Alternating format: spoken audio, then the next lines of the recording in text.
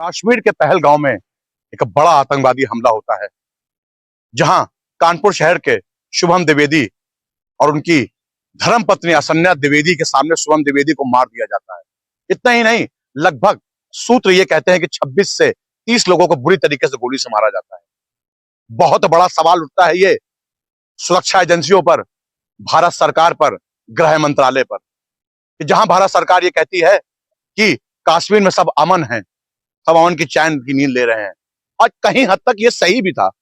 लेकिन वो सुरक्षा एजेंसियां क्या कर रही थी जब ये आतंकवादी ने यहां घुस के लगातार लाशों के ढेर बिछा दिए? धर्म पूछा, धर्म पूछ के मारा कि तुम्हारा नाम क्या है, नाम पूछ के मारा, फुर्सत से मारा। लेकिन क्या हुआ? मार के भाग गए। कहां है सुरक्षा एजेंसियां? कहां है वो जो कश्मीर पर पूरी तरह नजर रखती हैं?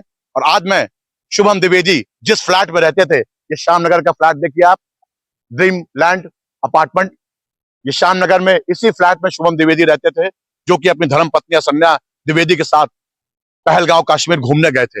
लेकिन उनको क्या मालूम था कि उनका ये सफर आखिरी सफर होगा। उनकी धर्मपत्नियों को नहीं मारा, उनकी धर्मपत्नी को छोड़ दिया, धर्मपत्नी को छोड़ दिया और कहा कि जाओ मैसेज दो अपने परिवार वालों को, सरकार को, सुरक्षा एजेंसियों को, कि देखो हम तो गोली चला रहे हैं, हम तो आतंकवादी हैं और हम घुस के मार रहे हैं हिंदुस्तान के अंदर। कहां है सरकार, कहां है सुरक्षा एजेंसियां जो लगातार ये कहती हैं कि कश्मीर में परिंदा भी पर नहीं मार सकता और कश्मीर में अमन और चैन की नींद लोग सो रहे हैं?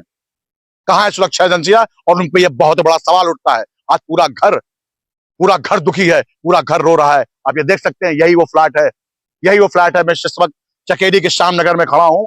हम पत्नी के साथ कुछ सुकून के पल बिताने कश्मीर गए थे, क्योंकि उनको लगता था कि कश्मीर सुधर गया है, आतंकवाद खत्म हो गया है। लेकिन सुरक्षा एजेंसियों पे ये बहुत बड़ा तमाचा है, सरकार पे तमाचा है कि आखिर वो कर क्या रहे थे। क्या लोग कश्मीर अपने देश के अंदर घूमना बंद कर दें? क्यों नहीं सरहद पार से आतंकवाद को जड़ से खत्म किया जा रहा है? ये सिर्फ टेबल पे बात चलेगी? ये रफेल, ये सुखोई, ये विफोर्स, ये चीजें हथियार हैं, किस लिए रख रखे हैं? क्यों नहीं आतंकवादियों को हटा दिया जाता है, नेस्तो नाबूद कर दिया जाता है? आज मैं जिस घर में खड़ा खड़ा हूं, उनके घर का भी एक बच्चा चला गया है। यहाँ पर महिलाएं हैं कुछ, और पूरी सिंपैथी है भारतीय क्रिकेट की टीम के आपके। लेकिन कैसे, कब पता लगा?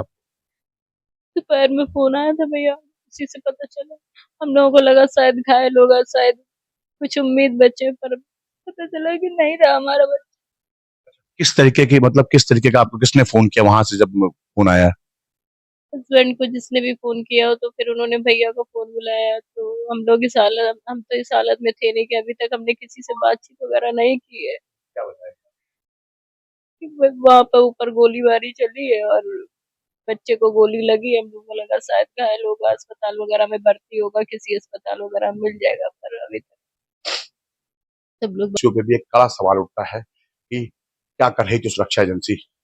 दिन दहाड़े आतंकवादी आते हैं तो लगभग 26 से 30 लोगों को, वो भी नाम धर्म पूछ के मारते हैं। एक बहुत बड़ी बात है कि धर्म पूछ के उनको मारा जाता है, नाम पूछ के मारा जाता है। अब देखिए आपका। मेरा नाम सौरभ द्विवेदी है। सौरभ जी, कैसे पता लगा आपको जब ये आतंकवादी हमला हुआ? करीबन 3 बजे हमने हालचाल लेने के लिए फोन किया। तब वहां पर उन्होंने बताया कि अभी थोड़ी देर पहले यहाँ पर एक आतंकी हमला हो गया है और गोलीबारी चली है। सब बहुत घबराए हुए थे। उन्होंने बताया कि शायद शुभम को गोली लग गई है। उसके करीबन आधा घंटा बाद उनकी वाइफ से मेरी बात हुई। उन्होंने बताया कि शुभम को गोली मार दी है और बहुत दहशत में थी, रो रही थी। इससे ज्यादा उन्होंने कुछ बताने की स्थिति में वो थी नहीं। उसके बाद करीबन फिर वहां पर भगदड़ मच गई थी, तो काफी देर तक तो वहां पर कोई खबर हमको मिली नहीं। एक वीडियो वायरल हुआ था जिसको देख करके हम लोगों ने पहचान करी कि हाँ, ये शुभम है। ये जानकारी हम लोगों को वहां से मिली कि आतंकवादियों ने उनको शुभम की हत्या करने के बाद उनकी वाइफ से कहा कि हम तुम्हें इसलिए छोड़ रहे हैं ताकि तुम अपनी सरकार को जाकर के बताओ कि हमने तुम्हारे साथ क्या किया। और इसीलिए सरकार से हमारी गुजारिश है कि जो भी जिन लोगों ने भी इस तरीके का निर्मम ये कांड किया है, उनके साथ वैसा ही बर्ताव किया जाए, उनसे बदला लिया जाए और शुभम का शव जल्द से जल्द कानपुर भेजा जाए। ये सारी फॉर्मेलिटीज पूरी करके कानपुर भेजा जाए। शुभम के चाचा के घर पे हूँ, जहाँ पे उनके चचेरे भाई हैं, तो बहुत बड़ा सवालिया निशान उठाता है सुरक्षा एजेंसियों पे कि धर्म पूछ के मारा जा रहा है और उनकी धर्म पत्नी को इसलिए छोड़ा जा रहा है कि आप जाओ, जाके बताओ, मैसेज दो।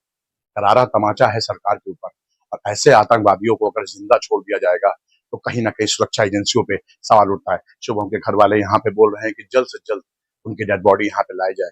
उन 26, उन 27, उन 28, उन 30 लोगों के बीच में जो दुख का माहौल है, ये सरकार पे तमाचा है और सरकार पे ये सवाल भी है। मैं आपको बताऊं, सब लोग हैं यहाँ पर दुखी हैं। एक ऐसा माहौल है जहां पर जवान बेटा चला गया और आतंकवादियों ने सरकार को, सुरक्षा एजेंसियों को ये चैलेंज किया है कि हम तो मारेंगे, आप बचा सकते तो बचा ले। प्रकाश शुक्ला के साथ दिवाकर पाठक, भारत ए टू जेड न्यूज। कश्मीर के पहलगाम में बड़े आतंकी हमले में कानपुर के श्यामनगर के रहने वाले शुभम द्विवेदी की गोली लगने से मौत हो गई है। मूल रूप से महाराजपुर के हाथीपुर चंदन चक्की निवासी संजय द्विवेदी सीमेंट व्यापारी हैं। संजय वर्तमान समय में अपनी पत्नी सीमा, 31 वर्षीय बेटे शुभम और पुत्र वधू ऐशान्या के साथ श्यामनगर के एक अपार्टमेंट में रहते हैं। शुभम के चचेरे भाई सौरभ द्विवेदी ने बताया है कि शुभम अपने पिता के साथ ही सीमेंट का व्यापार करते हैं। सौरभ ने बताया है कि शुभम पूरे परिवार और रिश्तेदार समेत 11 लोगों के साथ बीती 17 अप्रैल को कश्मीर घूमने आए थे। मंगलवार को वो लोग पहलगाम में थे। शुभम अपनी पत्नी ऐशान्या के साथ पहाड़ पर घुड़सवारी करने गए थे। बाकी सभी उनका नीचे इंतजार कर रहे थे। तभी आतंकी हमले में शुभम को गोली लग गई। हम आ रहे हैं, आप टेंशन, कोई बात नहीं, हम आ रहे हैं, आप टेंशन मत लो मैडम, हम आ रहे हैं। मेरी खुदाया, कहाँ पे आपका बेटा, कहाँ पे है? घटना के बाद ऐशान्या के परिजनों को फोन कर घटना की जानकारी दी। इसके बाद सुरक्षा कर्मियों ने आनन फानन में उन्हें कश्मीर भेजा। वहीं शुभम को गोली लगने की जानकारी जब परिवार वालों को मिली तो घर और रिश्तेदार में मातम का मंजर फैल गया। वहीं शुभम के परिजनों ने भारत सरकार से मृतक शुभम की डेड बॉडी जल्दी घर लाने की बात कही है। वहीं आतंकवादियों को मौत के घाट भारत सरकार के सैनिक उतारे, यह मांग भी करी है।